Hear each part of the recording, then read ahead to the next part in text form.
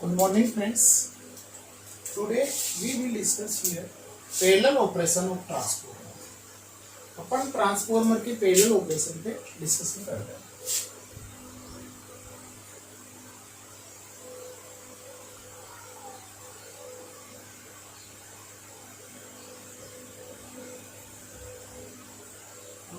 इसकी अपने को क्यों नीड पड़ी भाई, क्यों जरूरत पड़ी आपको पैरेलल ऑपरेशन परफॉर्म करने की? किसी भी ट्रांसफॉर्मर का पैरेलल ऑपरेशन परफॉर्म करने की क्यों नीड पड़ी? क्योंकि आप किसी भी लोड के लिए बड़ा लार्ज ट्रांसफॉर्मर को आप डिजाइन नहीं कर सकते. ज्यादा रेटिंग अगर आपके पास ज्यादा बड़ा लोड है, ज्यादा रेटिंग का लोड है, तो उसके लिए आप पर्टिकुलर लोड के लिए आप ज्यादा रेटिंग का ट्रांसफॉर्मर डिफाइन नहीं कर सकते. इससे अच्छा आप यह है कि उसके ही पैरेलल में कोई दूसरा ट्रांसफॉर्मर आप लगा दीजिएगा. हाँ, for large load it may be for large load it may be for large load it may be impracticable or uneconomical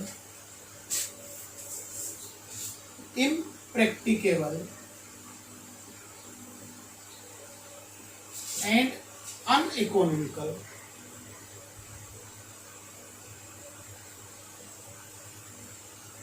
to design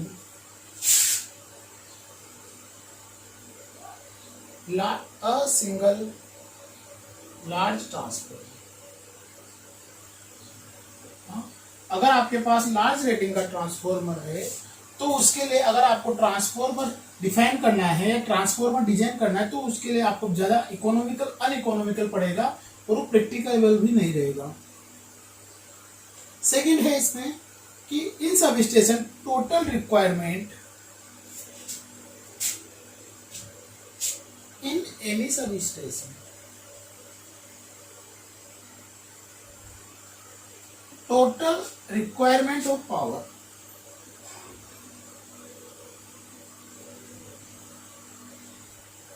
are fulfilled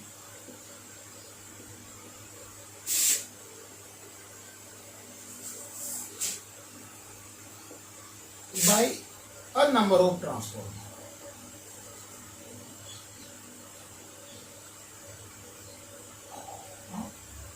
किसी भी सब स्टेशन पे आपको अगर उसके पावर को रिक्वायरमेंट के फुलफिल करना है तो वहां पे आपको ज्यादा अप्रोप्राइट नंबर ऑफ ट्रांसफॉर्मर की आपको यूज पड़ेगा. हाँ, of standard size, a number of appropriate number of transformer standard size.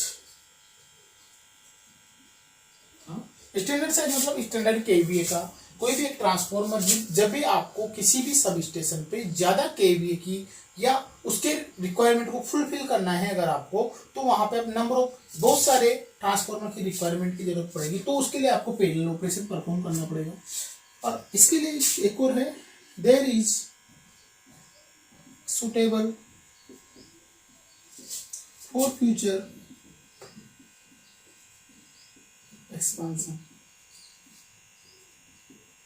अगर आपको इन फ्यूचर में अगर आपका डिमांड इंक्रीज हो रहा है, अगर आपका इन फ्यूचर में डिमांड इंक्रीज हो रहा है, तो उस पूरे सिस्टम के ट्रांसफॉर्मर को लार्ज ट्रांसफॉर्मर में रिप्लेस करने की जगह आप उसी के पैरेलल में दूसरा ट्रांसफॉर्मर लगा दीजिएगा, है ना. उसी के पैरेलल में दूसरा सिस्टम लगा दीजिएगा ताकि वो सिस्टम पे आपका सप्लाई में रहे और दूसरा सिस्टम पे आपका सप्लाई में रहे.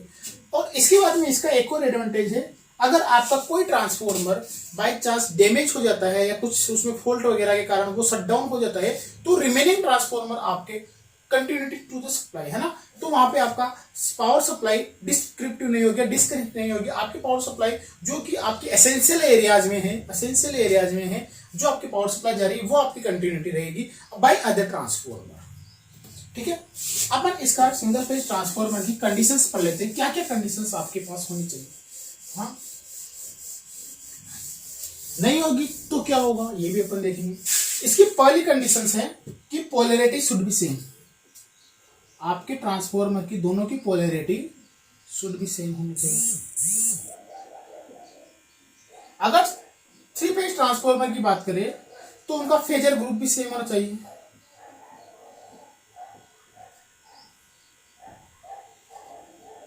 उनका रेशियो एक टर्न्स रेशियो भी सेम होना चाहिए।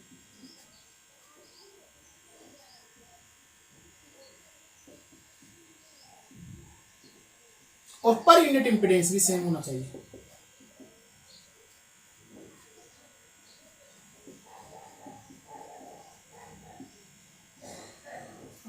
अगर कोई भी आपको ट्रांसफॉर्मर को आपको पैरेलल में रन कराना है और उनसे आपको बेटर एफिशिएंसी या बेटर कंडीशंस प्राप्त करनी है, तो आपको उनको पोलैरिटी सेम होनी चाहिए, फेजर ग्रुप भी सेम होना चाहिए, टर्न्स रेशियो सेम होना चाहिए और पर यूनिट इंपीडेंस सेम होना चाहिए। हाँ, अब अगर ना हो तो आपके पास सर्कुलेटिंग करंट फ्लो होती है। सर्कुलेटिंग करंट से आपके पास जो ट्रांसफॉर्मर होते हैं वो अपनी रेटेड कैपेसिटी पे वर्क नहीं कर पाते, उससे रिड्यूस कैपेसिटी पे आपका ट्रांसफॉर्मर वर्क करते हैं। तो अपन इसका सिंपल सा डायग्राम देखते हैं। सबसे पहले पैरेलल ट्रांसफॉर्मर, ये आपका ट्रांसफॉर्मर है, ये आपका पैरेलल ट्रांसफॉर्मर। चलिए इसको थोड़ा सा इधर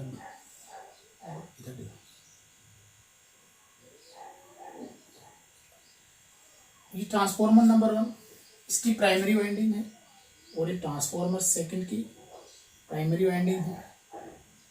अगर मैंने अज्यूम कर रखा है कि इनका टर्न्स रेशियो भी सेम नहीं है, हाँ, पोलैरिटी जरूर सेम है, क्योंकि अगर आपके पास पोलैरिटी सेम नहीं होगी तो फिर उसमें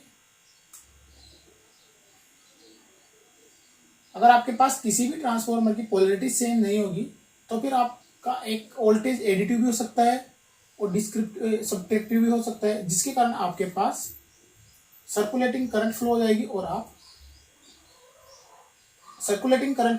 आपका वोल्टेज वो नहीं आ पाएगा जो आप डिजाइन करना चाहते हो। ये पैरेलल ऑपरेशन का मैंने डायग्राम बनाया।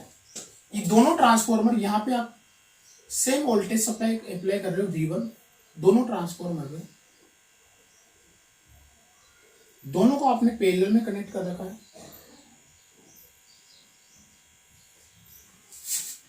इसका टर्न्स रेशियो A1 है, इसका टर्न्स रेशियो A2।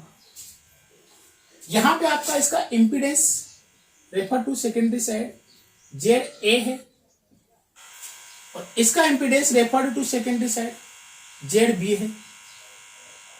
हाँ? यहां पे करंट आपके पास लोड करंट है, इस वाले वाइंडिंग में सेकेंडरी करंट आपके पास IA है, इस वाले ट्रांसफॉर्मर में आपके पास सेकेंडरी करंट IB है।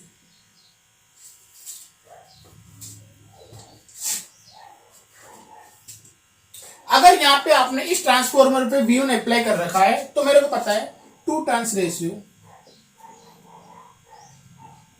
क्या होता है, V1/V2 इक्वल्स टू A।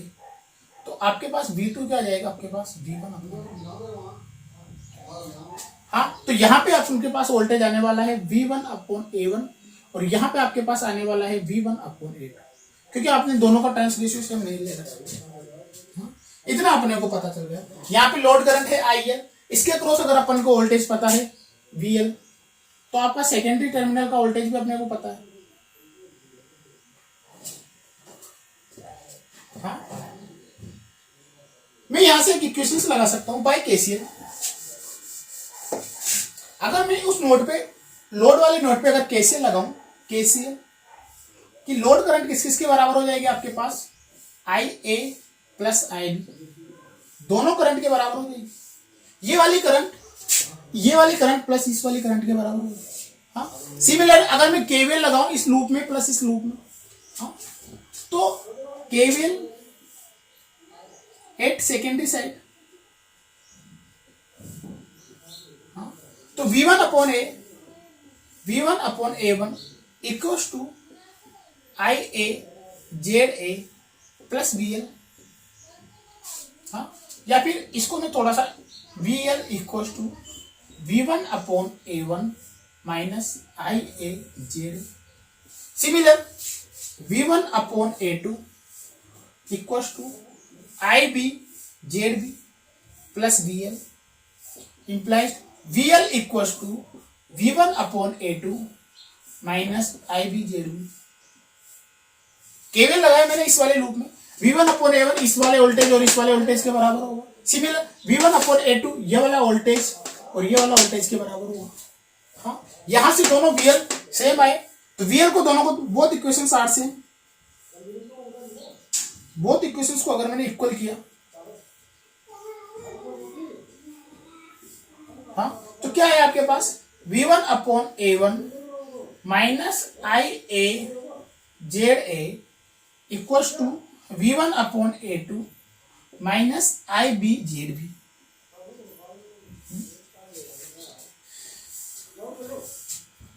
आपने दोनों इक्वेशंस को लिखा, दोनों इक्वेशंस को मैंने इक्वल किया,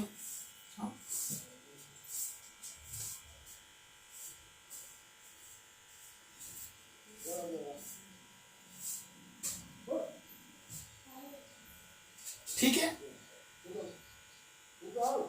थोड़ा सा इसको मैं यहां से भी रब करता हूं। अब इस इक्वेशन में मेरे को IA या IB की वैल्यू निकालनी है। IA की वैल्यू मैं निकालना चाहता हूं, हाँ, तो IB ज्यादा आ रहा है, IB की वैल्यू मैं यहां से पुट कर देता हूं।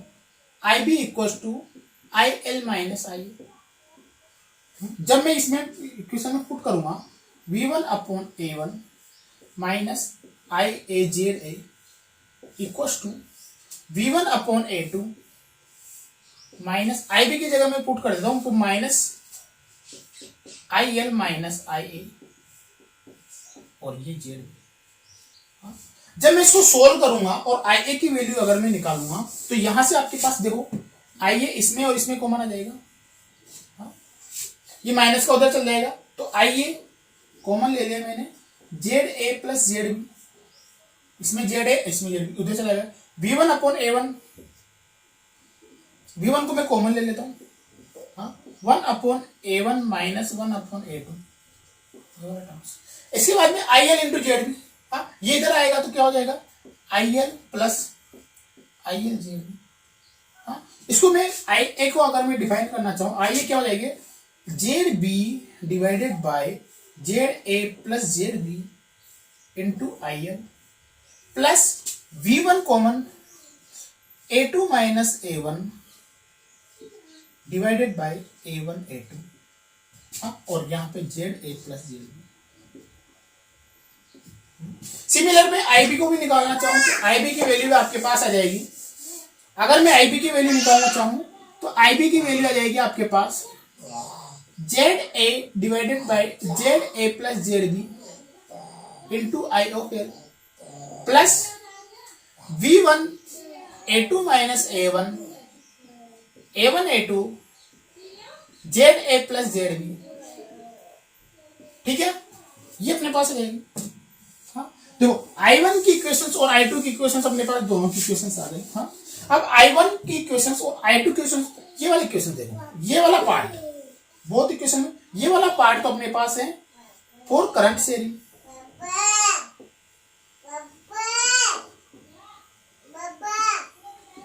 और ये वाला पार्ट है अपने पास ड्यू टू सर्कुलेटिंग करंट।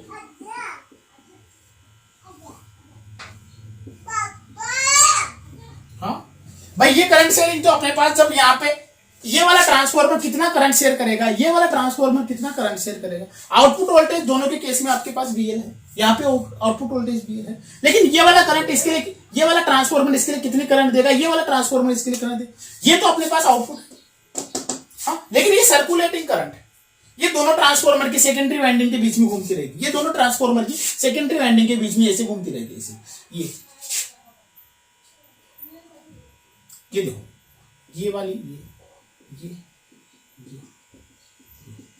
ये ऐसे सर्कुलेटिंग करती रहेगी, हाँ। तो इस सर्कुलेटिंग करंट के कारण यहाँ पे लॉसेज होंगे, कॉपर लॉसेज इंक्रीज हो जाएंगे, कॉपर लॉसेज इंक्रीज हो जाएंगे तो आपकी ट्रांसफार्मर की कैपेसिटी डिक्रीज हो जाएगी, उसकी केवीए रेटिंग डिक्रीज हो जाएगी, तो ये तो आपके पास अनएडवांटेज, हाँ, ये तो आपके पास होना ही नहीं चाहिए। और इसको आपको जीरो करना है, अगर सर्कुलेटिंग कंपोनेंट को आपको जीरो करना है, अगर सर्कुलेटिंग को आपको जीरो करना है तो आप A1 को A2 के बराबर कर दो।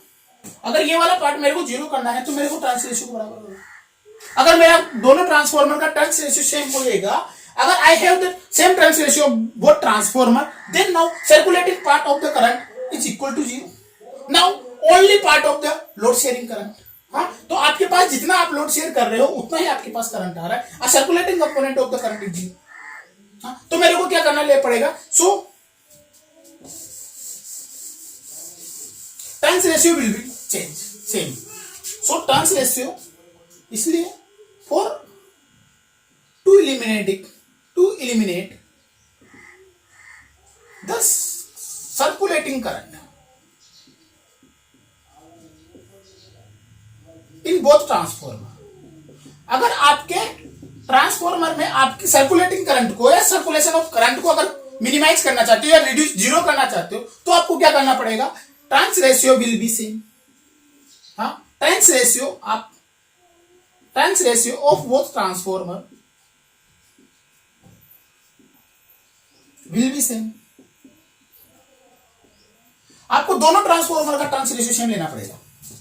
Is it okay? ओके, क्यों? क्योंकि मैंने ये कंडीशन आपको लिखाई भी थी कि आपको टर्न्स रेशियो सेम लेना चाहिए. हाँ, अब चलो मैंने टर्न्स रेशियो सेम ले लिया. अब मैंने अपने ट्रांसफॉर्मर का टर्न्स रेशियो सेम ले लिया. Let's assume A1 equal to A2. हाँ, तो IA आ गया आपके पास ZB divided by Z of A plus Z of B into I of L, और IB आ गया आपके पास Z of,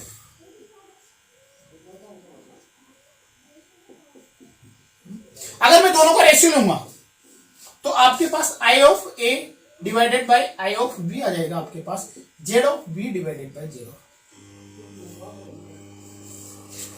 is it important relations? ये बहुत इंपॉर्टेंट रिलेशन है.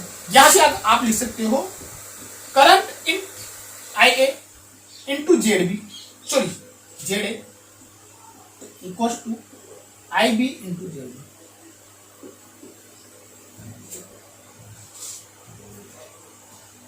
ये भी देख सकते हैं अपन कितना ये केवी शेयर करेगा, how much share to their KV. हाँ, sharing of the current, sharing of current तो अपन ने देख लिया. आप कितना केवी शेयर करेगा ये भी देख लेते हैं. कितना केवी शेयर करेगा. मेरे पास equations I I of A equal to Z of B divide into I of L divided by ZA plus ZB. हाँ, अगर मैं दोनों तरफ V ऑफ L से मल्टीप्लाई कर दूं, I of A into V of L equal to ZB I of L V of L divided by Z.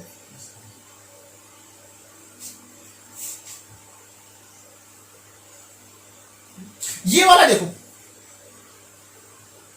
पहला transformer कितना केवीए शेयर कर रहा है, करंट इनटू वोल्टेज.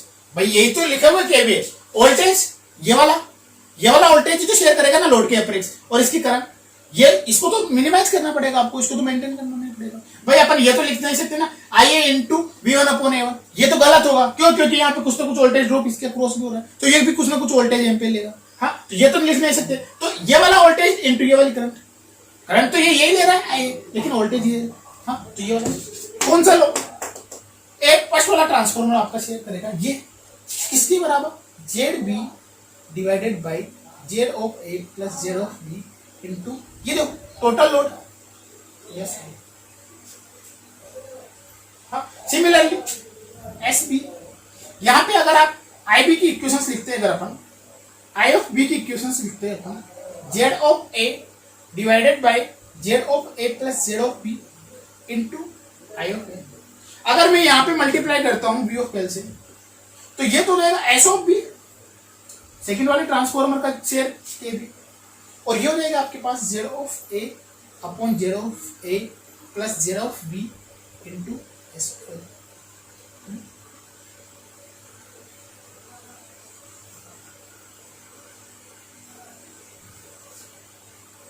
अब सुनो, आपका केवीए रेटिंग देखो, केवी किसके प्रोपोर्शनल है, इंपीडेंस के इनवर्सली. ए, लेकिन यहाँ पे बी आ रहा है. हाँ, चलो इसको थोड़ा सा और देख लेते हैं. हाँ, अगर मैं S of A divided by S of B करूं तो क्या हो जाएगा, Z of B divided by Z of. हाँ, तो यहां से मेरे को पता चला कि जो ट्रांसफॉर्मर A केवीए शेयर कर रहा है वो किसके इनवर्सली प्रोपोर्शनल है, इंपीडेंस के. देखो ये इनवर्सली प्रोपोर्शनल है इंपीडेंस के, ये वाला इनवर्सली प्रोपोर्शनल है इंपीडेंस के. हाँ, ये वाला इनवर्सली प्रोपोर्शनल है इसके, ये वाला इनवर्सली प्रोपोर्शनल है इसके. लेकिन मेरे को ये चाहिए कि मेरा जितना ट्रांसफॉर्मर की रेटिंग है वो उसी के प्रोपोर्शनल हो, कि आपका जो लोड शेयर कर रहा है, आपका लोड शेयर कर रहा है वो इसकी रेटिंग के प्रोपोर्शनल हो, ना कि इसकी इनवर्सली प्रोपोर्शनल। इसके कोई मतलब नहीं है। हाँ भाई, ये इसकी रेटिंग की इनवर्सली प्रोपोर्शनल, इसके रेटिंग के प्रोपोर्शनल होना चाहिए। भाई इसका अगर 100 रेटिंग है तो इसका 80% होना चाहिए, इसका अगर 200 रेटिंग है तो इसका भी 80% होना चाहिए, ताकि दोनों ट्रांसफॉर्मर पे आपका बर्डन सेम रहे, दोनों ट्रांसफॉर्मर के आपका बर्डन सेम रहे। हाँ, इसकी इनवर्सली प्रोपोर्शनल नहीं रहना चाहिए। हाँ, अब इसकी इनवर्सली प्रोपोर्शनल है तो अपन पर यूनिट पे चलते हैं, पर यूनिट में डेस देखते हैं। ठीक है भाई, अगर ये इंपीडेंस के इनवर्सली प्रोपोर्शनल रहेगा तो आपका जो केवी रेटिंग है वो रेटिंग से क्या मतलब रहेगा। हाँ, वो तो रेटिंग के प्रोपोर्शनल रहना चाहिए कि भाई कितना मेरे को लोड शेयर करना है वो मेरी जो ट्रांसफॉर्मर की रेटिंग है उसकी प्रोपोर्शनल रहना चाहिए। हाँ चलो ठीक है, अपन देख लेते हैं इसकी पर यूनिट इंपीडेंस पे चलते हैं। हाँ, अगर मैं दोनों का पर यूनिट इंपीडेंस सेम कर देता हूं तो क्या होता है। अगर मैं पर यूनिट इंपीडेंस ट्रांसफॉर्मर 1 और ट्रांसफॉर्मर 2 का सेम कर देता हूं तो क्या होता है कि उसकी रेटिंग किसके प्रोपोर्शनल होती है, मैं ये देखना चाहता हूं। ठीक है, अपन यहां पे इसका वोल्टेज को प्रपोज, इसके वोल्टेज को इसकी करंट को अपन बेस वोल्टेज मान लेते हैं। तो पर यूनिट इंपीडेंस क्या हो जाएगा, पहले के लिए पर यूनिट इंपीडेंस क्या हो जाएगा,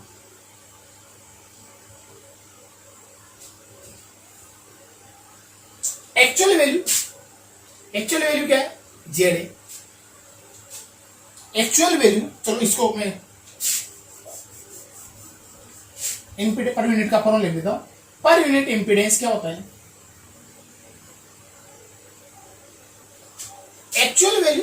actual impedance divided by base impedance.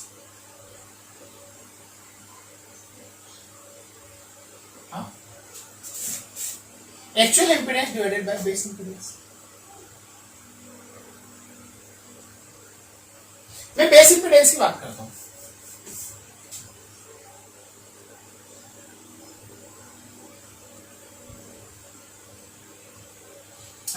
Base impedance कैसे लिख सकते हो, इंपीडेंस क्या होता है, वी अपॉन आई। हाँ, तो क्या ये बेस वोल्टेज का स्क्वायर डिवाइडेड बाय रेटिंग। देखो voltage V into V divided by V into I, impedance आ गया आपके पास। तो ये क्या बेस इंपीडेंस हो गई। हाँ, ये भी रेटेड ले लो, ये भी रेटेड ले लो, सुनो ये भी रेटेड ले लो, ये भी रेटेड ले लो, तो बेस आ गया आपके पास। हाँ, यहां पे आपने V1 अप्लाई कर रखा है, V1 अप्लाई कर रखा है, V2 देख रहे हो, V2 साइड में जा रहे हैं। V1 अप्लाई कर रखा है, दोनों का टर्न्स रेशियो सेम आ रहा है, तो दोनों का आउटपुट वोल्टेज भी सेम आने वाला है। ये तो मैं बोला कि भाई फर्स्ट स्टार्टिंग में अपने A1 को A2 को दोनों को बराबर ले लिया। फर्स्ट कंडीशन में जब A1 A2 को बराबर ले लिया, यहाँ पे आपने सेम वोल्टेज अप्लाई कर रखा है, तो वही वोल्टेज यहाँ पे आएगा जो L2 यहाँ पे आएगा, क्योंकि आपने टर्न्स रेशियो सेम ले रखा है। हाँ, तो रेटेड वोल्टेज बोथ साइड में आपका सेम आने वाला है, दोनों सेकेंडरीज का रेटेड वोल्टेज सेम आने वाला है। ठीक है, तो आपका Z क्या होगा, Z per unit into Z base. Z base क्या होगा, वोल्टेज का square divided by S rating.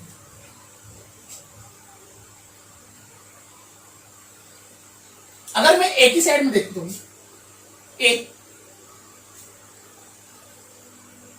First वाली साइड में देखता हूं ऊपर वाले ट्रांसफॉर्मर की, तो जेड पर यूनिट किसका इंपीडेंस, ए का, पर यूनिट इंपीडेंस किसका, ए ट्रांसफॉर्मर का, into V rated, S rated किसका, एक ट्रांसफॉर्मर का। भाई ट्रांसफॉर्मर एक ही रेटिंग चाहिए, पर यूनिट इंपीडेंस ट्रांसफॉर्मर ए का, वी आर ट्रांसफॉर्मर फर्स्ट का, वी आर दोनों के केस में सेम है। क्यों, क्योंकि यहाँ पे आपने वोल्टेज सेम अप्लाई कर रखा है, दोनों का टर्न्स रेशियो सेम है, तो यहाँ पे आउटपुट वोल्टेज भी सेम आने वाला है। सही बात है। हाँ, तो ये आपके पास जेड ए आ गया। सिमिलर में जेड भी निकालना चाहूं, जेड ऑफ बी, तो जेड पर यूनिट किसका, बी का, इनटू बेस वी आर का स्क्वायर रेटेड का स्क्वायर, रेटेड दोनों के केस में सेम है, और Z rated, S B rated,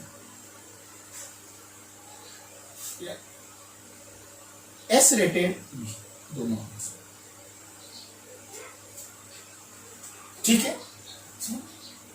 देखिए अपन जेड और जेड बी की वैल्यू को दोनों को तुमने निकाला। अगर मैं जेड ए में जेड बी का भाग देता हूं, इसको मैं मिटा रहा हूं, अगर मैं वापस Z A upon Z B निकालू, Z A divided by Z B, इसमें मैं इसका भाग देता हूं, तो जेड पर यूनिट किसका, ए का, इनटू वोल्टेज, रेटेड वोल्टेज का square divided by S rated किसका, ए का, divided by Z per unit किसका, बी का, रेटेड वोल्टेज का स्क्वायर और रेटेड एमवीए किसका, बी, क्योंकि मेरे को पता है रेटेड वोल्टेज दोनों का सेम, तो ये तो कैंसिल होने वाला है, ये तो कैंसिल होने वाला है, हाँ? तो Z A divided by Z B, Z per unit A का, ये ऊपर चला जाएगा, एस आर किसका, बी का, divided by Z per unit B का और एस आर इसका, सेम लिखा ना, कुछ भी नहीं किया मैंने, सेम केवल वोल्टेज को वोल्टेज के कैंसिल किया, हाँ? मैंने कुछ समय पहले एक Z A upon Z B का एक रेशियो लिखा था आपके पास, कि Z A upon Z B जो आपका लोड शेयर कर रहा है उसकी इनवर्सली प्रोपोर्शनल,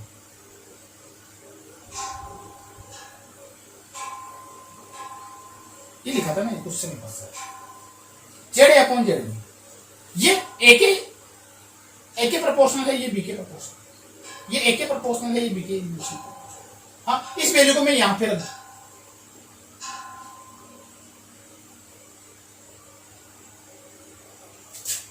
हाँ? अगर मैं ये Z A upon Z B की वैल्यू निकालूं तो क्या आ जाएगा, S load share by B load share by A equals to Z per unit impedance of A, Z per unit impedance of B, rated voltage of B, rated voltage volt ampere of A, ये अगर per unit impedance equal है, if we consider per unit impedance of both transformer are equal, अगर मैंने दोनों transformer का पर unit impedance equal consider कर लिया तो क्या होगा, तो जो आपका बी ट्रांसफॉर्मर शेयर कर रहा है और जो आपका ए ट्रांसफॉर्मर शेयर कर रहा है वो किसके प्रोपोर्शनल हो गया, बी की रेटिंग के और ए की रेटिंग, यही हुआ। देखो कितना आपने इसके प्रोपोर्शनल, अगर आपने दोनों पर यूनिट इंपीडेंस को सेम, इसीलिए अपन बोलते हैं कि ट्रांसफॉर्मर का पर यूनिट इंपीडेंस भी आपका सेम होना चाहिए, टर्न्स रेशियो भी आपका सेम होना चाहिए, क्योंकि आपका जो केवी रेटिंग है, केवी रेटिंग है वो डायरेक्टली प्रोपोर्शनल होता है किसके, आप कितना लोड शेयर कर रहे हो, हाँ? जितना आप लोड शेयर कर रहे हो उसके डायरेक्टली प्रोपोर्शनल होता है, ठीक है। फर्स्ट कंडीशंस अपन अगर इसमें कंडीशंस लिखना चाहे तो सबसे पहले कंडीशंस आपकी यही होगी कि इसकी पोलैरिटी सेम होनी चाहिए, सेकंड दोनों का टर्न्स रेशियो सेम होना चाहिए, और थर्ड ये इंपॉर्टेंट कि दोनों की केवी रेटिंग को प्रोपोर्शनल बनाने के लिए आपका दोनों का पर यूनिट इंपीडेंस सेम होना चाहिए, दोनों ट्रांसफॉर्मर का पर यूनिट इंपीडेंस आपके पास सेम होना चाहिए, ताकि आपकी दोनों की कितना लोड शेयर कर रहा है वो उसी की रेटिंग के प्रोपोर्शनल।